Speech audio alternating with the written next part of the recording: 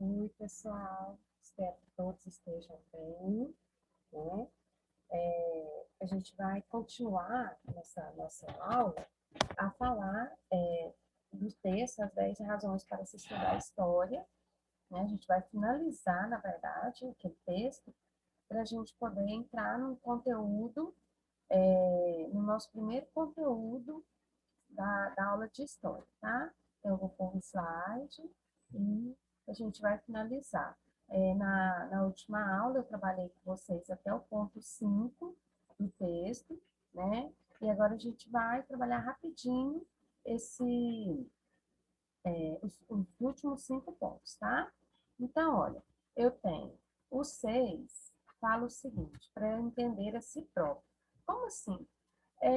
No Fundamental 1, do segundo ao quinto ano, vocês estudam muito a história de vida de vocês. Faz árvore genealógica, né? Conta o nome dos pais, dos avós maternos, dos avós paternos. Fala um pouquinho, às vezes, de onde você nasceu, da cidade, da sua família. Então, isso, a história, ela tem isso também. A gente tem que conhecer a própria história, não só a história da humanidade, né? Mas a nossa própria história também.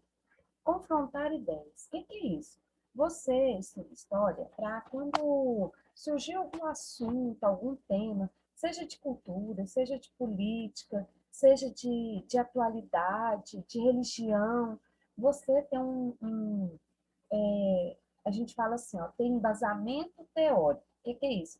Ter teoria, ter conhecimento do assunto para você poder saber discutir, não discutir de brigar, mas de trocar ideias, né? Então, a gente estuda história para ter conhecimento, para saber trocar ideias sobre um determinado assunto.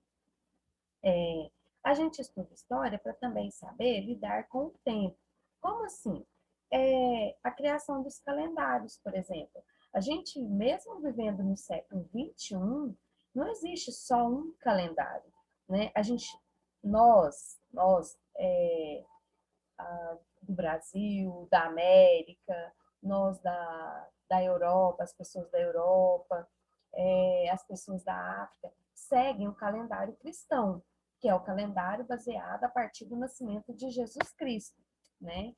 Mas tem muitas civilizações que seguem outros calendários. Por exemplo, o Japão, é, a Índia, né, alguns países asiáticos seguem o calendário é, criado por eles, pela cultura deles. Por exemplo, os muçulmanos, os islâmicos, eles seguem um calendário a partir do momento que Maomé recebeu a visita do anjo Gabriel e começou a acreditar em Alá, né, que é um único Deus, passaram a ser politeístas.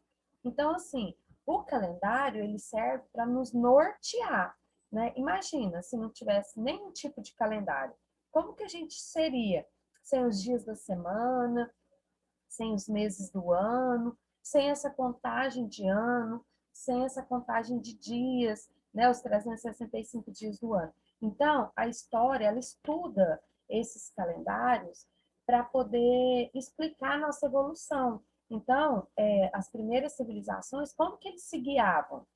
Através dos fenômenos naturais, através da lua, através do sol, né, através das estrelas. Então, a gente foi criando os calendários para isso. Por isso que é importante a gente estudar os calendários, a criação, o entendimento desses fenômenos, para a gente poder saber lidar com o tempo, tá?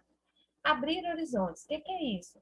É você conhecer novas culturas, você conhecer novos rituais, novas religiões, porque mesmo a gente está tão acostumado, a gente ouve as pessoas muito falar em Jesus Cristo, em Deus, ou algumas não acreditam, né? Tem religiões que têm os santos, no caso da Igreja Católica, né? Mas tem ainda países que eles não são monoteístas, eles não acreditam em um único Deus. Por exemplo, na Índia, uma grande parcela da população, eles seguem o hinduísmo. que é uma crença baseada nos deuses antropomórficos, metade seres humanos e metade animais.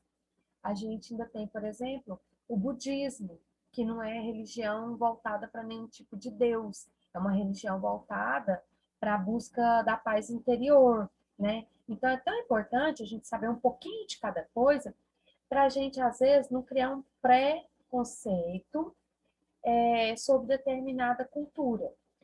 E por último, né, o que eu falei muito lá no tema 6 e 7 é a gente ter conhecimento para poder se posicionar. Ah, mas por que que você acredita em Deus? Por que que você segue a religião católica? Por que que você segue tal religião evangélica? Né? Por que aquela cultura, o casamento tem um rito de que é um rito de passagem, ele demora 3, 4, 5 dias para acontecer. É o caso, por exemplo, dos árabes. Né? O casamento dos árabes é uma festa que dura uma semana inteira. Né? Então, a gente saber explicar, a gente saber se posicionar para falar se a gente é contra ou a favor. Então, pessoal, nosso primeiro textinho é isso, né? A gente falou um pouquinho da importância de estudar história e eu espero que vocês esse ano aprendam bastante e principalmente aprendam a gostar da disciplina de história. Um beijo no coração de vocês.